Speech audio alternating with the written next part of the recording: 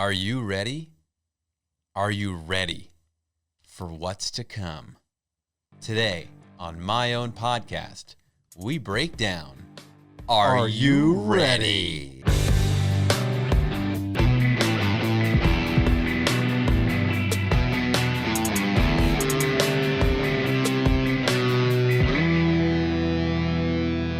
Hello, my friend. We meet again. Welcome to my own podcast, the only Creed podcast that we know of. My name is Andrew Colin, and with me, as always, is my co-host, the Simon to my Garfunkel, Reid Fenlaw. What's up, Reid? Not today, Andrew. Not today what? Just leave me alone. This is not the space for leaving you alone.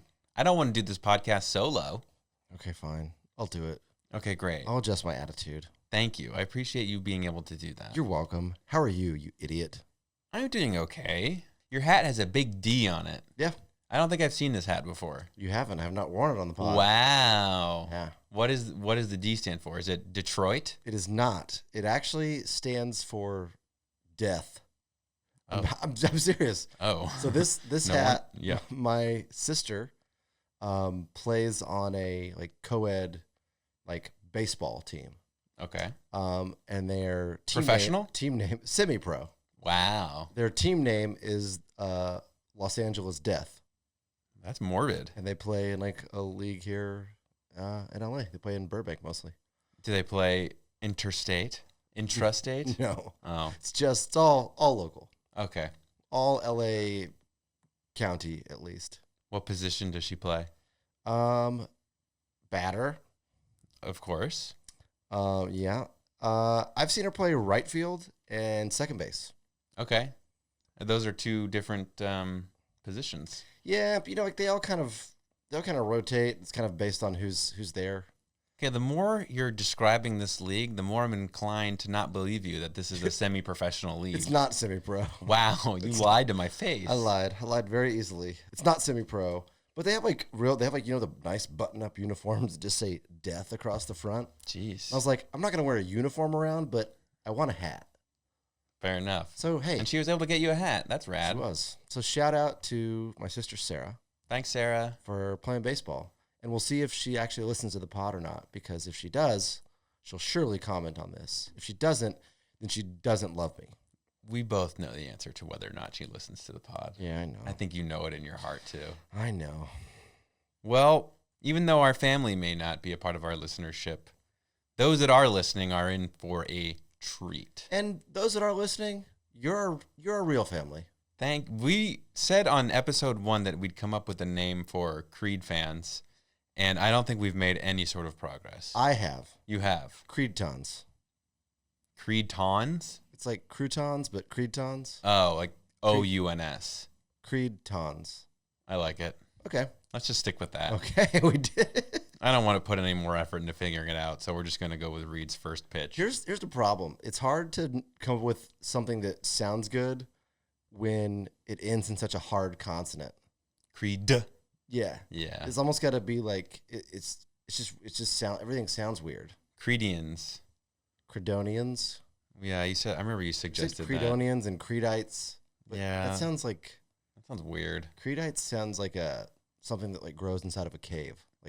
Ugh. You have stalagmites and stalactites and then Creedites. How am I supposed to fall asleep when there's so many Creedites infesting my air? Yeah. I don't know. Yeah, okay, well, we're going to stick with Creedtons. Great. We did it. Creedtons. Well, Creedtons, you're in for a treat because we are officially diving in to human clay. Dude, let's fucking go. This is so iconic. I don't know how to even begin to breach this door in front of us. This is human clay. This is maybe their magnum opus. Yeah. For some. This is the album you've been most looking forward to.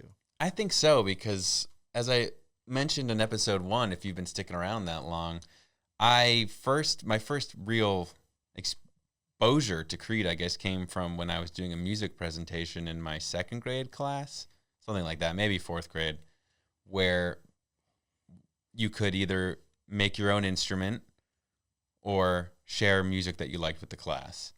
As Reid and I discussed in detail, I opted for the former. I made my own instrument called the triangle, Dumb. and it was a revelation to my music teacher. I got Wasn't an A. it just like popsicle sticks and rubber bands? It was chopsticks, you asshole. Sorry. And yes, rubber bands was the key component. But another classmate of mine shared human clay with the class and played one track off the album for everybody. That track was With Arms Wide Open. And I was like, sick. This is sick. And just for some reason, that album artwork and the color scheme is just so Creed to me. The brown and the yellow and the dude rising out from the earth. It is the basis of our podcast Artwork. artwork. You want to call it that? Yeah. Yeah. Just very crudely slapped each of our I spent a heads good onto. good hour in Photoshop making that. Probably less. I think you spent like 58 minutes like thinking about it and 2 minutes doing it. And you're like, Mm. that's good. It gets the point across. But yeah, the album to me, I feel like this is like the root of all the memes and the Creed in the public consciousness really begins. I agree. I mean, it's weird that like my perception of it is just different than yours because that first album, like I listened to that so much before I got to this album. Right. But I do, while it's not like personally wasn't my intro to Creed like it was for you, I do think this album was probably maybe their most important album. Yeah. Because like you had a couple of hits. People know you now, but it's like the pressure's on. Like That sophomore don't album be pressure. a one-hit wonder or a one-album wonder. Like they could have easily faded out of the public consciousness by '99 when this album came out. Right. But instead, they gave us Human Clay. Do you remember as a fan prior to the album, this album dropping and having any sort of expectations in connection with it? Because I feel like back then, I guess I didn't anticipate albums releasing as much as I do today, and so maybe I didn't know an album was coming out. I just kind of saw it on store shelves and I was like, oh, sick.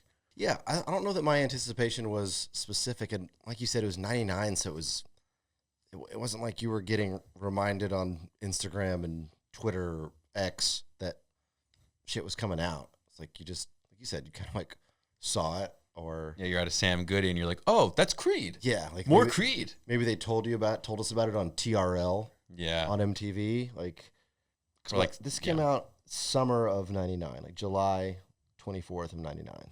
What a time to be alive. I remember being super hyped about it, buying the CD. Like after I was on the way home from buying the CD, That's I remember awesome. being super super jacked about it. Did And you then like stick it in the 6 CD changer in your car and rock out? I stuck it in, stuck it all the way in. Gross. Yeah, I know. I think I was probably listened to it like straight through a few times, as I tended to do with albums I was excited about back then. Do you have any recollection of what you felt about the album? Like, were you disappointed? Were you ecstatic? I was not disappointed. I'm just looking at like the full track list now. I mean, no, like dude, there's some bangers. Big time bangers. I will say that like probably arguably their biggest hit on the album, With Arms Wide Open, was not one of my favorites Okay. first time through. Because I'm like, it's Slow. yeah, it's like it's slow. It's like a departure. It's like it's about what, his son or daughter. It's about his son, but we're not doing that today. I know, but I'm just saying, like I loved the whole album. And ironically, that one was like, take it or leave it, and then it grew on me. I was like, I was 19. Like I don't need a ballad. I'm thinking about kids. I'm ready to rock my head. Drink tequila and take my wiener out and rub it on the bars in Northgate, which is That the seems bar like district of the town. Some serious sort of like health hazard. It was, Yeah. but dude, it was pre 9/11. You could do anything. I don't think that's what, really made significant changes When to they the when they say code. 9/11 changed everything, that's what they mean. It's like health code, health Great. violations, sea levels changed, the collectible industry, the sports collectible industry, all those things changed. 9/11 Dress changed codes. everything. Dress codes.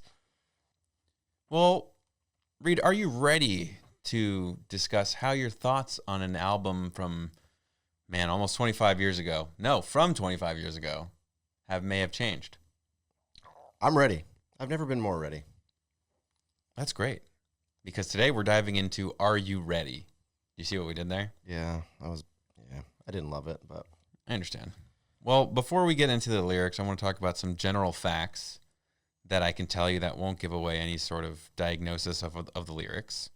So, obviously, this is the first track off the album, Human Clay, but it is the fourth and final single off of it, which it was released in August 7th, 2000. yeah, almost over a year after the album was released.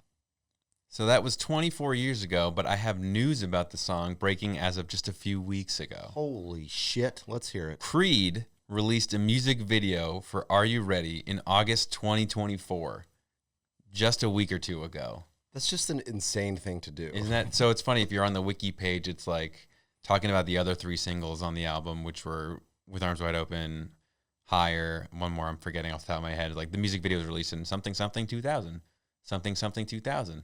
Something 2000, and Are You Ready single was released in 2024. You're like, what's up? That's absolutely insane. It is directed by Dan Sturgis, and it captures the band's triumphant return to the stage after 12-year hiatus. So a lot of the video is sort of just shots of the band live in action in HD now. Like current footage. Current footage. Okay, that's cool.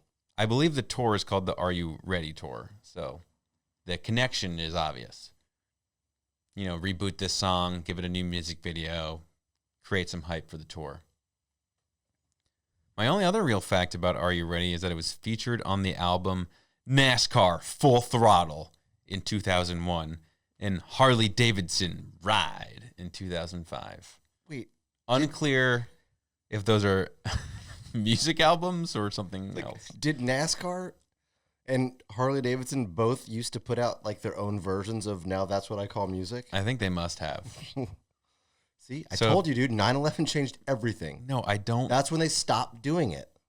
They still do that. No, they don't. 9/11 changed it. Reach out to NASCAR. Okay. Also, it wasn't Harley Davidson when I said was released in 2005. Well, they started it because of 9/11. You can't have it both ways. It shifted from pre-9/11, it was NASCAR. You got to give up the bit or stick to the original conception of the bit. 9/11 happened, and they said, sorry, NASCAR. Terrorism has changed things. All right. We're handing this off to Harley Davidson. And then people were like, dude, what the freak? I can't go to my gate at the airport, and Harley Davidson's making music. First of all, they're not making music. These are clearly compilation albums. Either way, you're canceled. Someone has to compile them, though. They don't compile themselves. I think the word you're looking for is compile. Yeah, that's your opinion. Anyway, since I don't have many other general facts for you, let's just dive right into the lyrics. Let's fucking go. Hey, Mr. Seeker, hold on to this advice. If you keep seeking, you will find. Don't want to follow down roads been walked before. It's so hard to find unopened doors. Yeah. Yeah, dude. That's the first set of lyrics. I mean, I dig like the fact this like starts off a little bit like slow and like almost ethereal. Mm-hmm. And then Tremonti just comes in at like 14, 15 seconds, just ready to like bang your head off. A lot of distortion. Love it. Yeah. As for the lyrics, yeah, I mean, this, at least like this first set is feels pretty straightforward to me. But I don't know. Well, let me know what you think, and then I'll chime in. Is that how this works? Yeah. Fuck, I forgot. No, it's not. It's been a week since we recorded. So. Actually, I think it's been less than. But anyway, go on. Yeah, I'm an idiot, though. I think it's just like generally speaking to anyone who's looking for answers in this world. I think the Mr. Seeker could be Mr. I think it could be Miss. I think it could be Mrs. I think it could be widower, widowess. Doctor, Esquire. Yeah, all those. So it's just general. He chose Mr. because it was 99. 9/11 hadn't happened yet, so God would have changed that. Yeah, I think he's speaking to anyone who's looking for answers in the fucked up world. He's saying don't give up, and eventually you're gonna find truth or whatever it is that you're looking for. And the don't want to follow down roads been walked before. So hard to find unopened doors. I think he's just like the adage of like don't like insanity's doing the same thing over and over and expecting different results. Like he's saying, don't walk the path that you've walked prior to this or that other people have. Like you're going to have to put in some work, and finding the right path is hard, baby. Yeah, I think I'm on the same page. I think he chose Mr. Seeker because I think seeker is like someone who's looking for something specific or searching for more than what they currently have. But I think he's saying what you alluded to, just that you're not going to get more out of this life if you do what everybody else has already done. So you need to go down these roads of self-reflection and things maybe you haven't thought of before. Kind of exit your comfort zone to find out what, you really want out of life. What do you really want? Man, I could use a nice hot tub. Okay. One with jets and that gets colors when you put when it gets colors. Dude, yeah. If you want to change the color and it got like a back massaging feature. Dude, that's awesome. Yeah. Maybe like a little speaker on the side of it that plays your but it comes from under the water, so it all sounds a little muffled.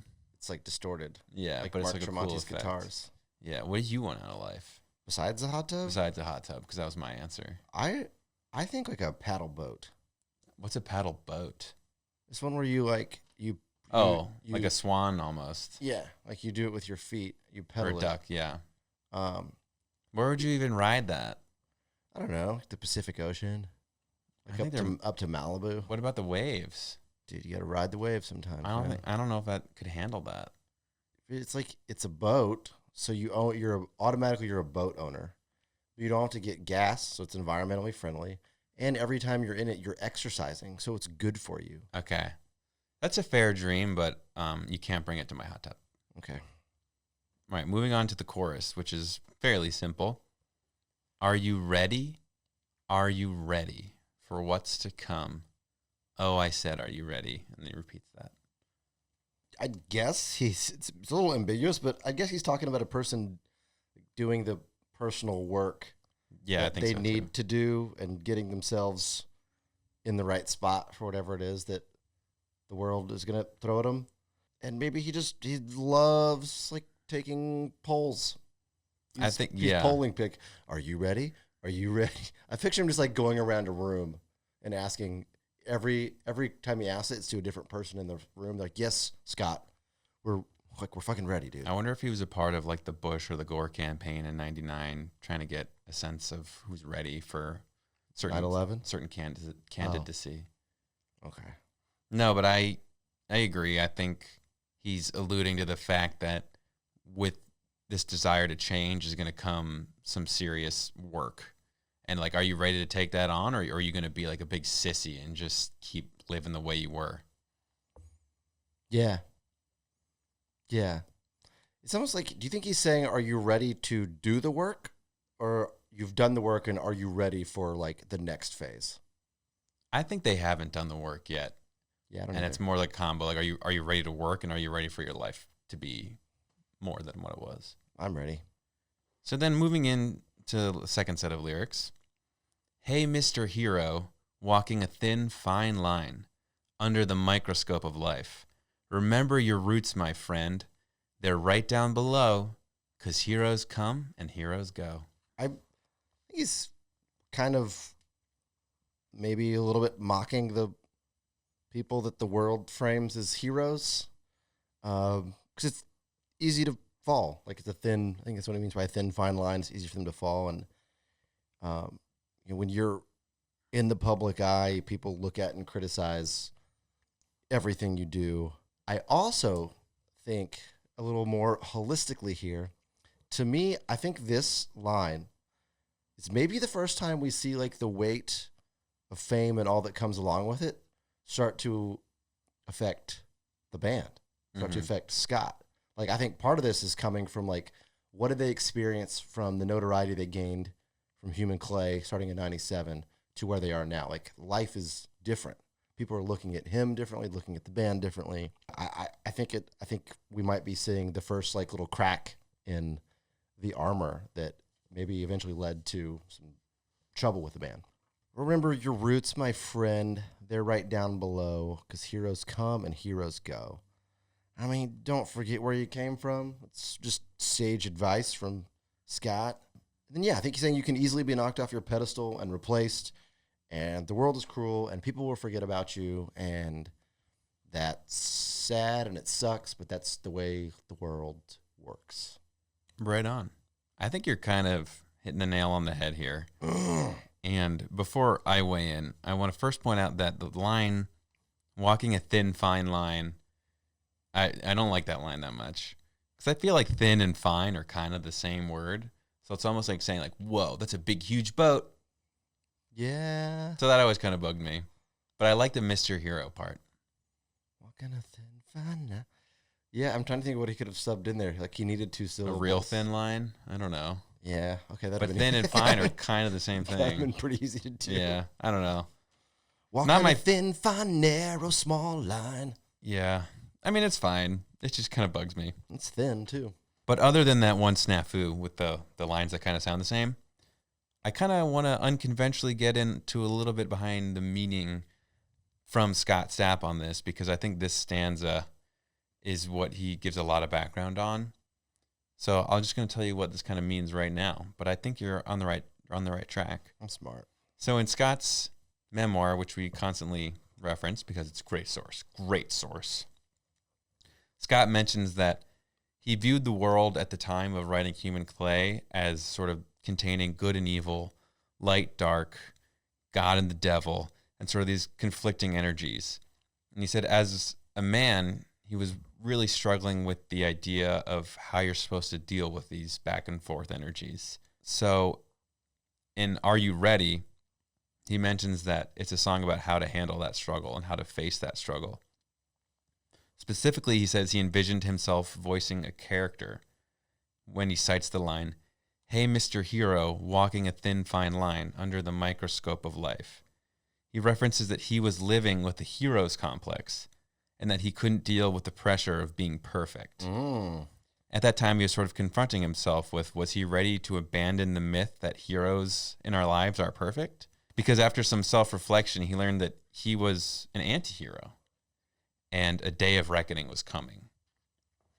So I think what you mentioned earlier is accurate in that, you know, some people perceived him as a hero and maybe he was walking around in his life as a hero thinking like he's a man of God. He's like the golden poster boy in many people's view of him, when he's really someone who's dealing with drug abuse and he's drinking alcohol, and he's really not this picture perfect Christian, but rather he's someone who's hiding behind the facade of like an idol. And I think Are You Ready is sort of an allusion to the fact that like he's going to have to eventually fall from grace eventually. And are you ready was he ready to accept the fact that he's not perfect? Which is like, that's really cool to hear him say that. But it's also like kind of trippy in that like, because like they did have like a downfall. He did have a downfall. It's like he predicted it almost, or at least recognized like this can happen to people who are in my position. Yeah, he's very like self-aware in that regard, or at least he is in his memoir. Yeah, unless he's totally BSing us. He would never, dude. Saying hindsight's 20/20, dude. He would never. Yeah, probably not. If you BS us, you owe us Chili's, Scott. But later in that section of the memoir, he references the fact that at this point in time is when people were talking about Creed as a Christian band, which wasn't his intent.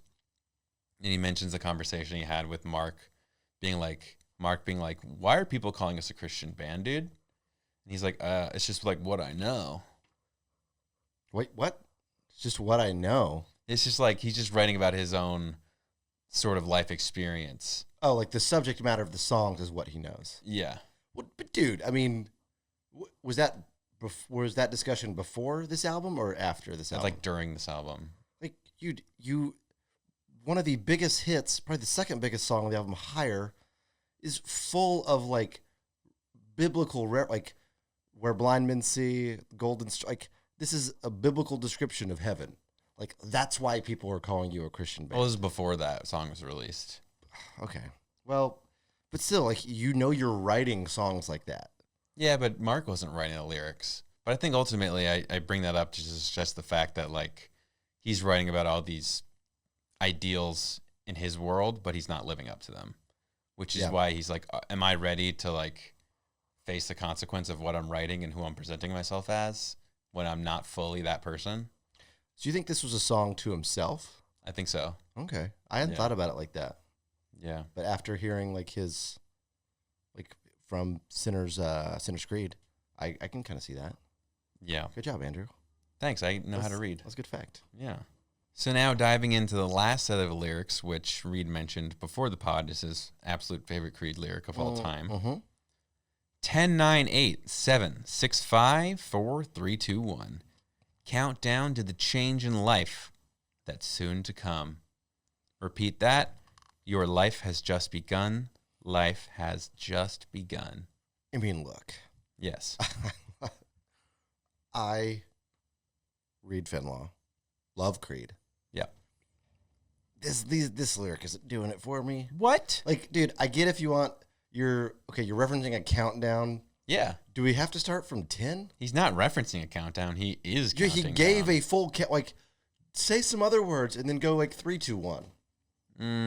Like, do we need to have and then to double down and say it twice the second time with just much more gusto?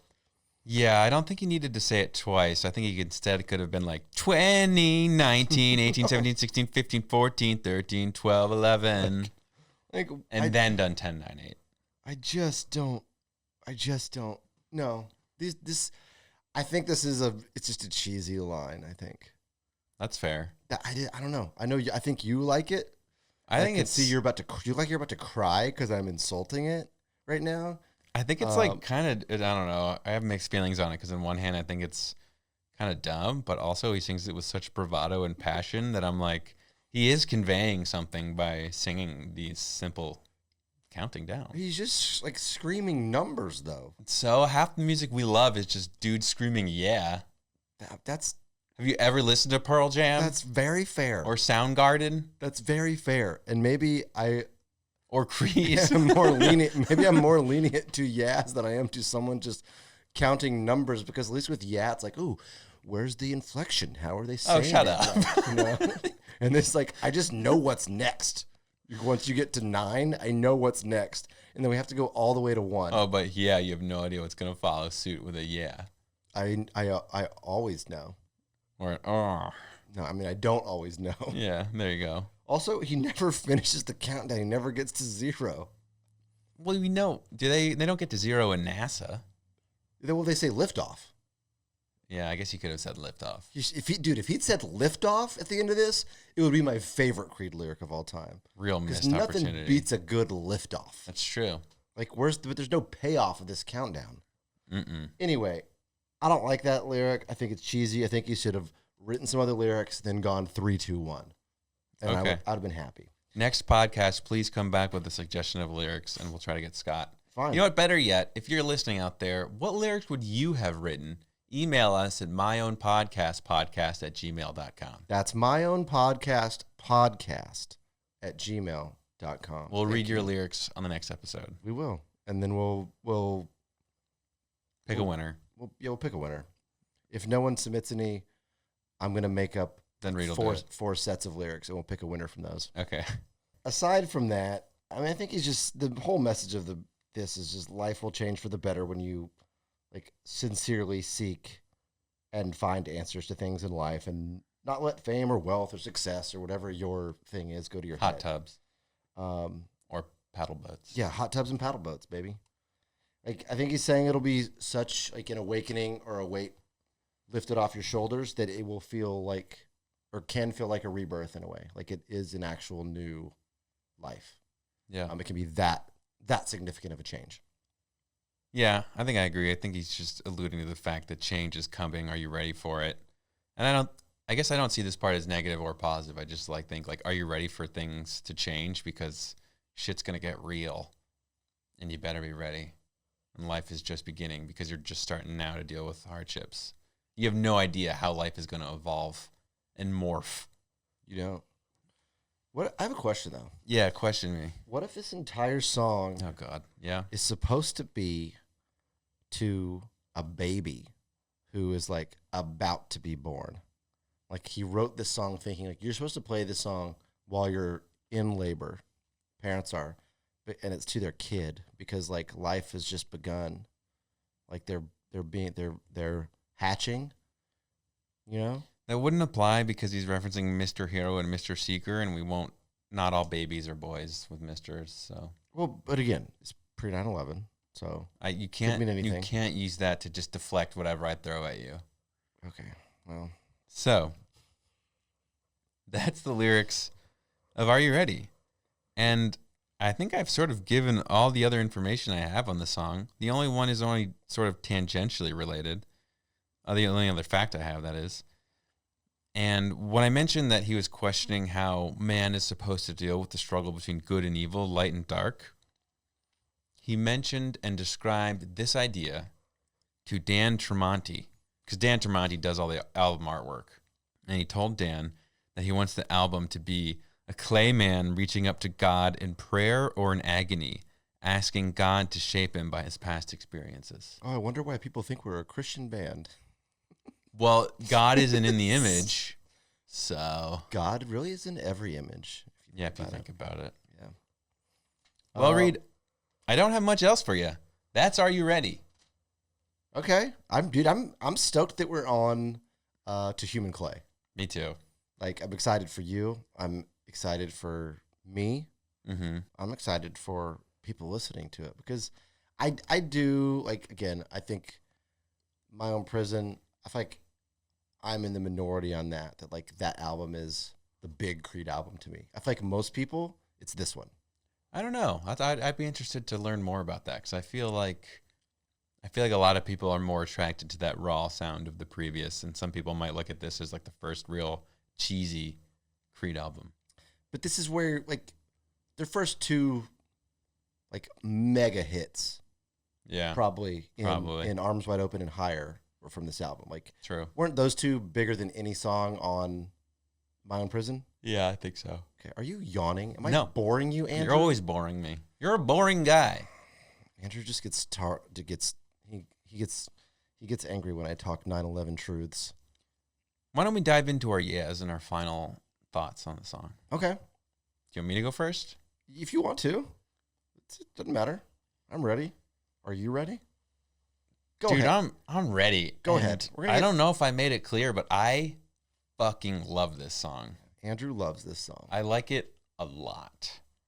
And I'm kind of going back and forth with what I'm going to rate it, but I'll just talk about it a little bit before. Maybe it'll give me some clarity as I speak, like an improv sentence. I think this song bangs hard. And I think it's, besides maybe that 10-9-8 lyric, I think it's like a song that really rocks hard and is one of Creed's like best without any sense of cheese. I think a lot of the big famous Creed songs have been sort of imbued with ironic awesomeness, which is hard to avoid. I mean, like, obviously Higher and My Sacrifice and other songs like that are epic songs, but they've been memed and stuff to death to the point where if your enjoyment of it is just like a teensy bit ironic, even if you don't want it to be. Whereas for me, Are You Ready is 0% ironic, 100% head rock and awesome. Yeah, it's more untouched. The guitar, yeah, exactly. The guitar just is the distortion and it just bangs. And I think it's a headbanger and it gets me juiced up. I also love its placement on the album as number 1. And as we discussed, I think there's a higher meaning to Are You Ready? Like, are you ready for substantial change in your life? Blah, blah, blah. But also, like, are you ready for this banger of an album to blow your balls off? I don't know. That double sort of meaning to me, I think, just makes it all the more badass. And I think because of how much I love it, how much it rocks, how catchy it is, and how I could see this being blasted at stadiums. Oh, shit. It's going to be a big score, isn't it? I think I got to give it like a 4.75. Holy fuck. Yeah. Wait, are you serious? Yeah. I almost gave it a 5. I think it's one of the best Creed songs. Wow. Yeah. A 4.75. This is breaking news. That is the highest score by either of us of any song so far. I think I'm not sure. I was really thinking I was going to give it a 5. Wow. Because I think it might be the best Creed song in a way. Wow. But I think 4.75 is fair. Oh, okay. 4.75 for Andrew. I'm not going to go as high. I do like the song. I think it's a maybe slightly above average song for me. I do like the message. I think it's cool that it's like encoded with some some self-awareness of like shit could change for them. And also it's a good message to other people. Guitar's great. The countdown lyrics just like fully make my boner go away. And when I'm listening to the song, unfortunately, I do like its placement on the album. And I think that it's Are You Ready is a good for like, Are You Ready for the rest of the album too. I agree with that. I think it's like it's a sweet departure from sort of the bangers of the last album too, where like they all sort of started with that slow Tremonti riff, and this one just sort of like fucking gets into it. I don't know. Yeah. In a different way. That's still just as good. Yeah. Look, I don't it's not like I hate the song. I know. But you can think what you want. I just think it's one of the best Creed songs. I landed at 3. That seems criminally low. I'm giving it 3 yes, which that's above average to me. That's over halfway up the scale. Good song, not great to me. Penalized for the countdowns, the double countdowns. Mm-hmm. We had to listen to someone sing 20 numbers. But it's Scott Stapp, dude. I know. He's yarling those numbers good. Dude, I'm just, it's my opinion. You can take it or leave it. Fine. But let us know who you think is right. I guess you're entitled to your opinion. Me or Andrew. Reed is 3. Andrew's 4.75. It's a pretty big disagreement. Yeah, I think it's one of the best Creed songs, period. So that's why it's going to be a differing. I'm curious as to what reaches those heights for you. I'm curious as to what matches or exceeds. I think there's only a few. I don't think there needs to be because this song rocks so hard. Okay. I love that you love it. Yeah. I do. It's one of my secret favorites. Okay. I think there's not many songs on this album that I don't really love. There's a few that I think aren't as stand up as well, but overall this is a great album. I love it. I'm excited for the rest of it. That's awesome. I am too. Good first song. For sure. I don't know, the song makes me want to fight people in a good way. See, the What If makes me want to fight What people. If is I like What If a lot too. Yeah, which is our next song. Wow. Got some good ones in a row right off the bat. We really do. And then I know like Higher and With Arms Wide Open are also back to back too. So there's going to be some epic bi-weekly weeks. Yes, some bi-weekly weeks, man. Buckle up for those bi-weekly weeks. Are you off ready? For a week or two. Are you ready? Well, Reed, we covered everything I think there is to cover about Are You Ready? Is there anything else you'd like to add before we get on out of here? Just that I wish that you would come to terms with things being different. This is about things are different. Day in September. It is. It's about a morning in September, the year 2001. You just need to recognize that it changed everything. I'm not disagreeing. It sounds like you've been in disagreement with that this entire episode, and I don't appreciate it. And I don't appreciate you. I do like you, but I don't appreciate you. Okay, Reed. With that said, I think it's time that we make our escape. Let's go there, dude. For my own podcast, I'm Andrew Colin. I'm Reid Fenlaw. Are you ready to see us later? Bye. Bye. We'll see you later bi-weekly.